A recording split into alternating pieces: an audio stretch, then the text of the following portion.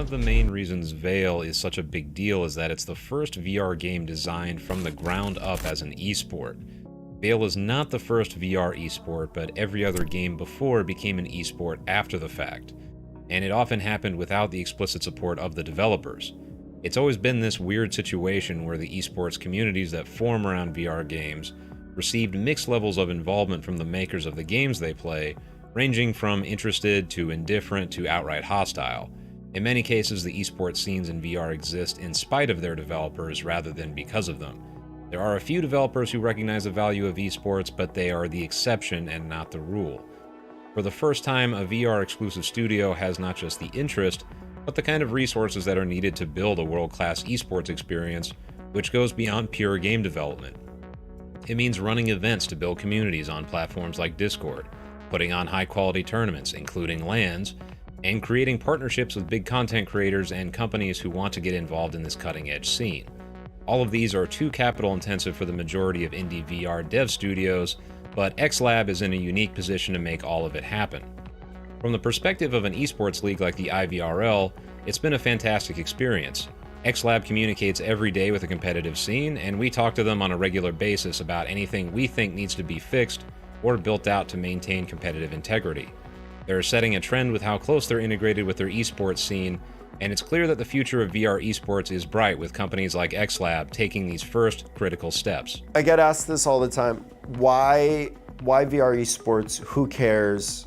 The reason why it's so important, VR esports, is because when people watch others play, especially in the context of these incredibly high skill ceiling matches and tournaments where people are actually playing on the highest level. The reason why it's so important that we build a game that people can feel is worth trying to play on its highest level is because when people watch these tournaments or watch these games, it's aspirational. You might not be the best player in the world, but you watch that, you learn a lot about how to play the game, you learn a lot about how to enjoy the game, you get to enjoy the drama of watching someone else want to win. It's an amazing story. Being able to watch that, see how it all works together, as a prospective customer, which is a player, it's amazing. You've sold me at that point. If I watch a tournament and I see how bad others want to win and I see how high the skill ceiling really is, I've learned how to play the game, I want to play the game, and now I'm going to play the game just because of that. And it was delivered to me in this like entertaining manner. It's marketing, it's onboarding, it's getting someone hooked. So that's why we do it. That's the business reason. The other reason is because I want to play a game that's on that level. And our devs, we all want to play a game that's on that level. It's also for selfish reasons, but it is justified and it does make business sense. And then there's a lot of competitive players that seem to agree with us too. So I think we're doing it for all the right reasons. And then we always get hit with the, well, why don't others do it? Because it's hard. It's really hard, that's why. No one wants to do hard things, it's not fun. You could just make a mobile game, and with a mobile game you could print tens of millions of dollars. Why do you want to work so hard? Because we just want to do something different. If we're not doing something different, then it's just not exciting and we're not going to attract the talent we want to make this a long-term thing. We're not in the business of just spinning up another random IP every 2 years and having something on Nintendo Switch and having something on tablet and having something on Quest 2 and like that business model, I wouldn't be good at it. And I don't think anyone that works at this company would be good at it. People want to work on something long-term that's stable, that's good, that they can see over time, how they evolve as a person, how they evolve as a player, and how the dialogue and conversation with players grows and we make a better game together. That's what we want to do. And that takes years to do. And it's not easy. It's not something you can just pick up one day and say, I want to do that thing. Even with all the money in the world, you can't just do that thing. It takes years and finding the right team and having a lot of luck. You need to have all the ingredients. So that's why we're so lucky and we have it all.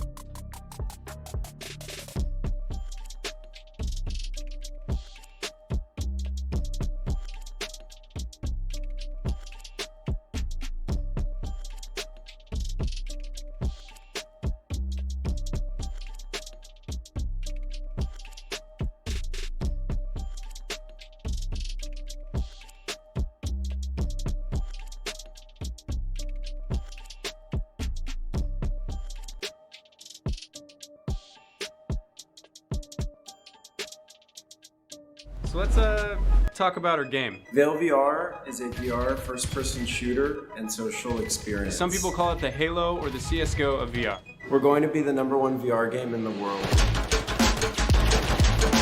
When I'm in virtual reality, I just want to be able to touch things. I want to be able to interact with it just the way that I would in the real world. Our team's creating an immersive experience and trying to get guns to be one-to-one with reality. We have two factions, Colonists and Rab. Rab are the Earth loyalists, and Colonists have decided that Earth is a lost cause. So XLab was founded with the purpose of making first-class social experiences. All right, ladies and gentlemen, we're jumping into another matchup here, and let's look at it here. We have Vanguard, BGG versus Bossfight. Another Bossfight matchup. It is the last one left on the deck for this round, so let's jump into it. Currently 6-4. Come on, scoreboard. There we go. All right.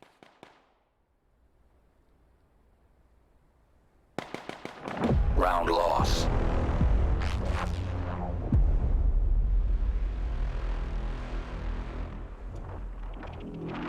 All right. Bossfight on defense. Vanguard Gaming Round on starting. attack. Get ready. And it is 7-4 in favor of Bossfight. Vanguard Gaming making an A push here as all 5 members are heading this way. Bossfight, 2 members only on the defense so far here on A. Only Viper hearing some footsteps, going to throw in some utility. Utility coming back out. Smokes, beautiful smokes blocking the way. Nobody on the long. Drywan looking for that. Throws a smoke a bit out of range and gets a pre-fire onto one. Archer getting one. Drywan getting another quick refrag from the other one. Defense coming in. Archer grabbing Bleach and Blue grabbing Viper.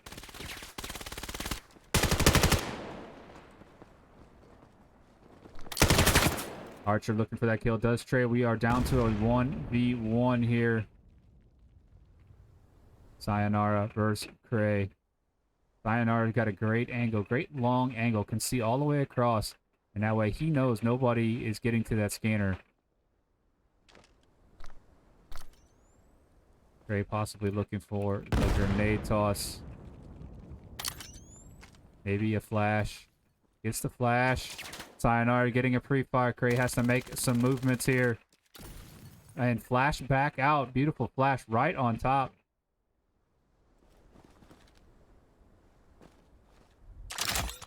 Cray does get the scanner. Pre-fires and grabs the kill. What a kill. Beautiful. Beautifully placed. Pre-fire there.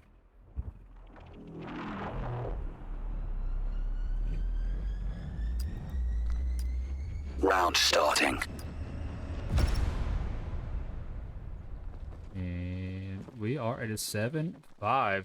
BGG not holding back, it looks like, against Bossfight. Bossfight, another powerful onward team making their debut into Vail. Nobody coming A. Looks like everybody's heading over to B. A little bit of center control. Cray looking for the catwalk push. Taking his time.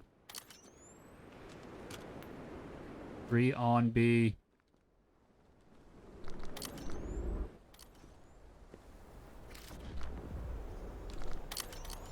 And we got a few on the long side now. What these guys can do? Bleach, Mizumi, and Blue. A little bit of sliver of line there from Legel. Legel looking at catwalk now that he got pressed. Another one coming catwalk. Cray shoots Legel in the back. And offense has got B side covered. Lonely Viper working way in. And getting shot from Nazumi from the top side as Thrywan pushing. And Nazumi trading with Thrywan, grabbing that last kill. And 7-6. It is the curse of the caster bringing back the underdogs here, or who was losing. And here comes another beautiful matchup, folks. 7-6. Another tight battle. Bossfight still with an early small 1-point lead. Can they hold it? And what will Vanguard Gaming do here as they are now making an A approach?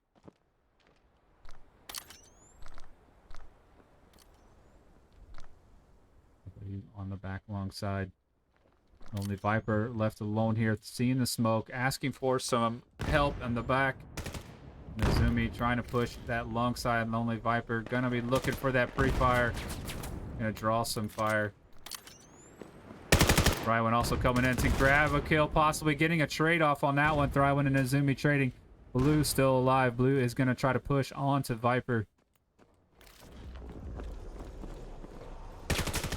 Viper's got to be here in the footsteps.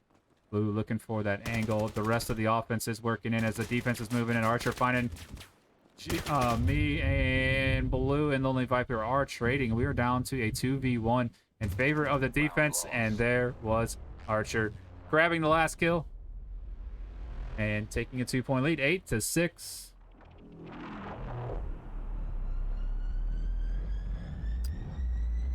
Round starting. Get ready. Right in some POVs here. Jumping with the Viper. He looks like the B tunnels or the A tunnels guy listening. You can see it's staying nice and tucked in, listening. Sayonara on the catwalk. Gonna be hearing some of these footsteps. Blue and company looking to push here on B long. Trying to find those angles.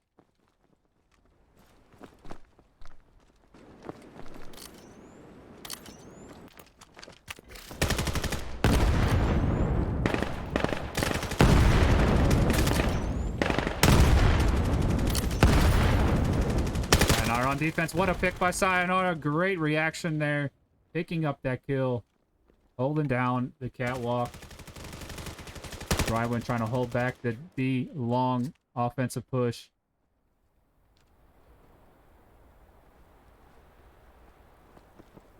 You can see the lasers here from Thrywan and Archer really watching this B long smoke coming out, trying to block that long side, but they do have to worry about the short B long side. As you can see, you know, if you are head height, the Archer is going to find your feet before you can find him. So beautiful angle here. 30 seconds remaining. Offense does have to make a move here.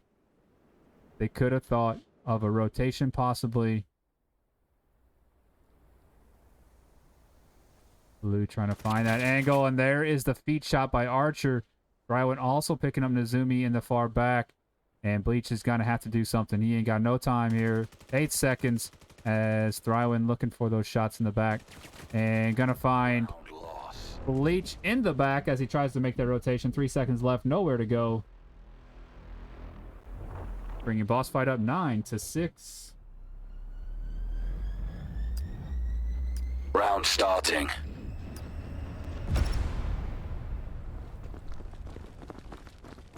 Bossfight doing a great job on defense here. Their 2-2-1 split working out well. Archer throwing a smoke in the middle, kind of blocking it. Gonna rotate to B. Somebody may have saw them run to B. You can get up here. Once you get up here, you can see them run through. You can also stand where Archer's at and hear some comms, and here are not comms, but footsteps and such. Legio making his way. Trying to get that nice little angle. Beautiful smoke there from Vigente. Lots and lots of smoke. Grenade coming out through the smoke, trying to pick up a few. Lots of grenades coming out. That's a beautiful strategy. Once the smokes come out, start throwing some grenades. Flash perfectly. And Legio pushing that side, does pick up one. Quickly refragged as the defense is pushing through. And we are down to only Blue left on a 9-4, 10-6. Boss fight lead here going into round number 17.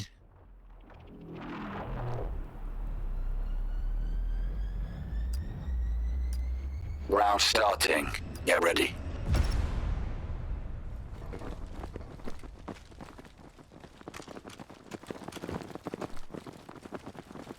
Let's try to watch the offensive push here.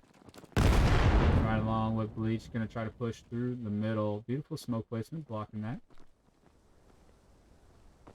Setting up for this B push.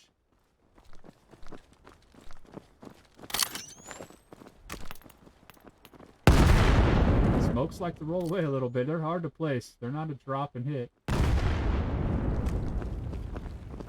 Bleach gonna attempt catwalk. Here's the utility come out. Beautiful grenade, but not connecting. Another beautiful grenade. Waiting out all the utility. Bleach is now going to push now that the utility has been thrown.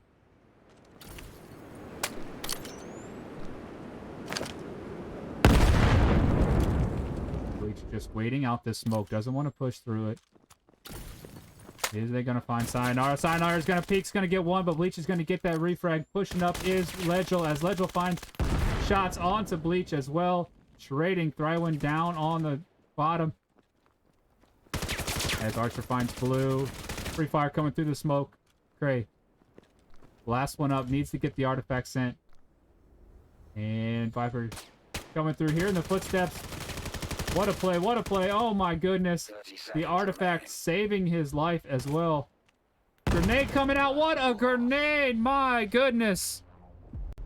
Beautifully thrown. Perfect grenade to save the round. My goodness, Cray. You have got to love that. That was one beautiful play there. Put that one on the highlight reel.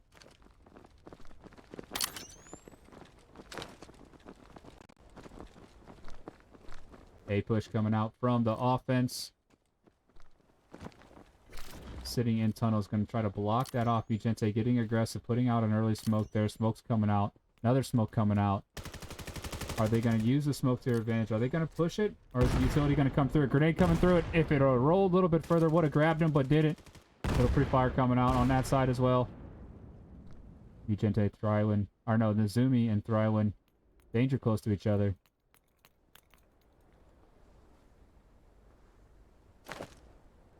Nezumi had to hear that.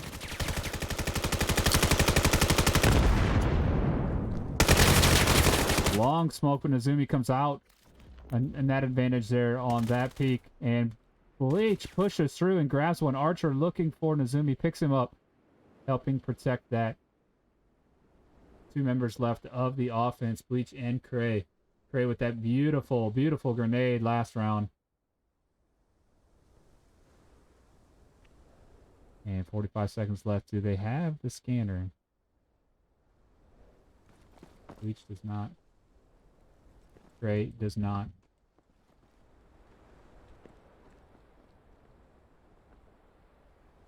"30 seconds remaining." Oh, they found the scanner. It's up top.